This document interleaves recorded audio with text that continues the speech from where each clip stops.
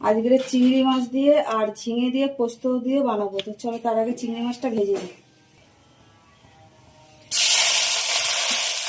হলুদ দেবো, নুন। তো চিংড়ি মাছটা খুব বেশি ভাজবো না, আর এবার নামিয়ে নেব।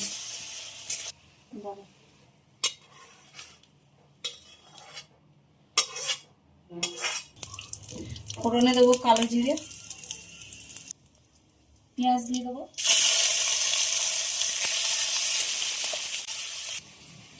এবার ঝিঙের মধ্যে পোস্ত আর কাঁচা লঙ্কা বাটাটা দিয়ে দেবো। হলুদ, নুন, চিংড়ি মাছগুলো দিয়ে দেবো ঝিঙের মধ্যে। দিয়ে দেবো সর্ষের তেল।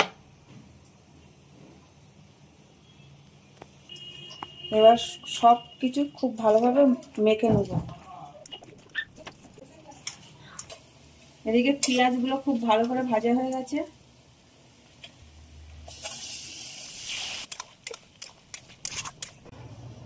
ওপর থেকে কটা কাঁচা লঙ্কা দিয়ে দেবো।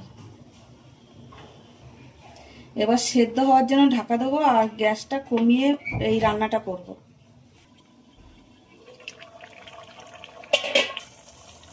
তো ঝিঙে দিয়ে যা জল বার হয়েছে তার জল দিতে হবে না, এটাতেই সেদ্ধ হয়ে যাবে।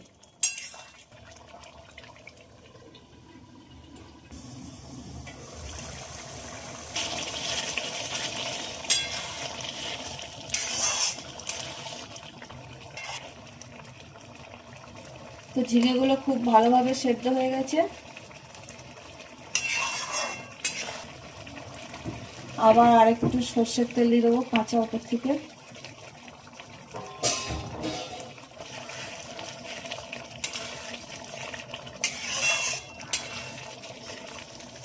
আর একটু 5 মিনিটের জন্য ঢাকা দেবো, তারপর নামিয়ে নেব।